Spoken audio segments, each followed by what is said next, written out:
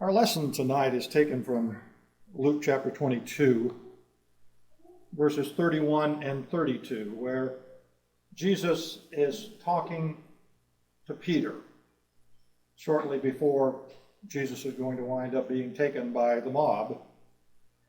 He tells him, "Simon, Simon, behold, Satan has demanded permission to sift you like wheat. But I have prayed for you, that your faith may not fail, and you, when once you have turned again, strengthen your brothers."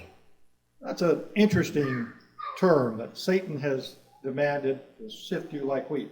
In fact, that word sift there is only found here in the Bible.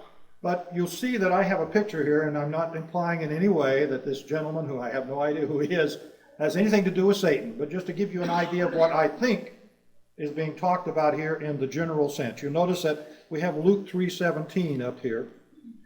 When you think of sifting today, you're going to think of some kind of mesh thing that you sift things around with.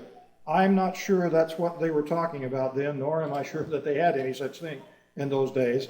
But they did have a form of getting rid of the chaff from the wheat. And Luke chapter 3 and verse 17, we get the description of it as John the Baptist is speaking about what is going to happen to certain people.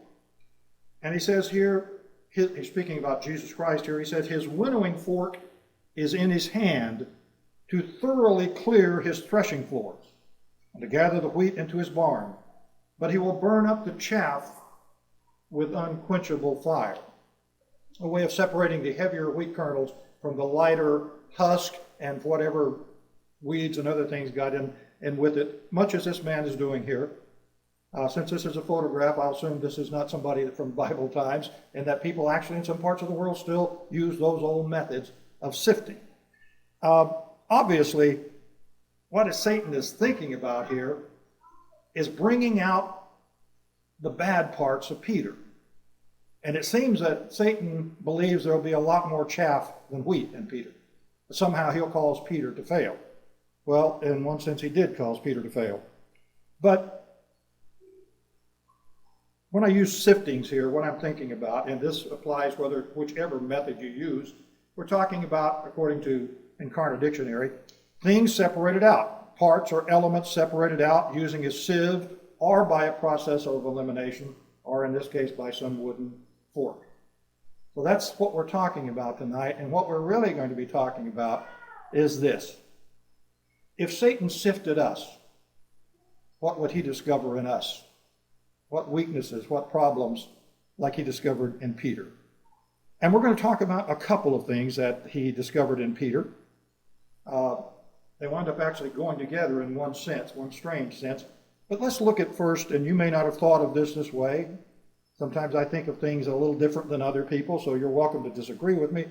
But I'm going to suggest to you that one thing he was pretty sure that Peter would fail because of is pride. Now, it isn't that Peter exhibited pride in most of his life. He was a fisherman, and Peter had many, many good qualities. But in one respect, I think pride was coming out, and I think this is one of the things that Satan hoped would come out, as we'll see as we go into this. In case you don't already know it, pride is at the very top of sins in God's mind. Now, we understand that sin is sin in one sense. Any sin can condemn us and does condemn us until we're forgiven of it. But pride may be at the top of the list. It's certainly one that gets mentioned probably more often than any other in the Bible. And you can look at a couple of Proverbs and see just how God thinks about sin, pride. For instance, in chapter 16 and verse 5 of Proverbs, Solomon says, "Everyone who is proud in heart is an abomination to the Lord. Assuredly, he will not go unpunished," or not be unpunished. That word abomination is a very strong word. It's a stronger word than something that God hates. Literally, basically, the word means something that is disgusting, something that makes you sick. And so God is disgusted by pride. It's that terrible in his sight. In verse 18 we read, "Pride goes before destruction, and a haughty spirit before stumbling." If you understand the very opposite of pride, which is humility, you understand that pride actually will keep you from faithfully serving God. It will keep many people from ever obeying the Lord in the first place. Isn't it interesting that God chose things that proud people and wise people of this world find ridiculous? Just like Naaman, when Elisha told him, well, go wash 7 times in the Jordan and you'll get rid of your leprosy. He was a proud man, and he said, what are you talking about? I've got better rivers at home I could be washed and cleansed in. Why did he say this? Well, he said this because God isn't going to heal you unless you humble yourself before him. And so by humbling himself finally, when one of his people that were with him mentioned it, he went and was healed by God. Pride keeps us from listening to God. It keeps us from obeying God because no one that's proud would do what God requires of us. So let's look at Mark 14 and see if we see some exhibition of pride in Peter. In Mark 14, at verse 26, and it's the same context of the passage we've already read in Luke. This is the same situation. Jesus is with his disciples. He's going to be going into the garden. They're all going to flee because of what's happening. And in chapter 14, in verse 26, after singing a hymn, they went out to the Mount of Olives. And Jesus said to them, you will all fall away, because it is written, I will strike down the shepherd, and the sheep will be scattered. But after I have been raised, I will go ahead of you to Galilee. But Peter said to him, even though all may fall away, yet I will not. Now, is that not a statement of pride? First of all, he's been around Jesus long enough to know Jesus doesn't throw away lines. If he says something, he knows what he's talking about. All of these men have seen this. They know that this is the Son of God they're dealing with. But Peter says, these other 11, actually 10, because, Judas is gone. I'm sorry. Judas is gone. So we're talking about 10 here. These other 10 men, they're just not as strong as I am. Even though all of them fall away, I'm not going to do it. There's some pride involved there. And Jesus said to him, truly I say to you that this very night, before a rooster crows twice, you yourself will deny me 3 times. Now I can imagine being shocked, as Peter was.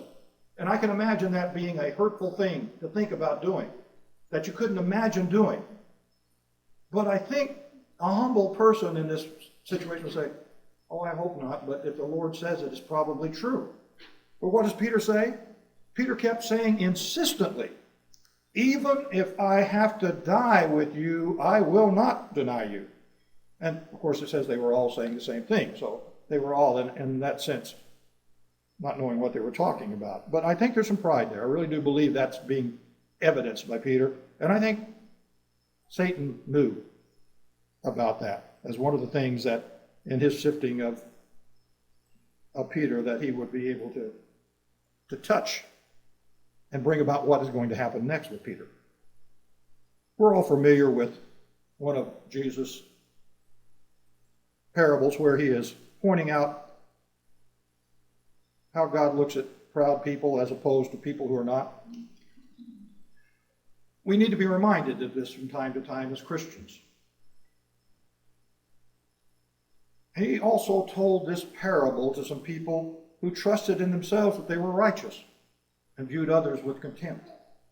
2 men went up into the temple to pray, one a Pharisee and the other a tax collector. The Pharisee stood and was praying this to himself,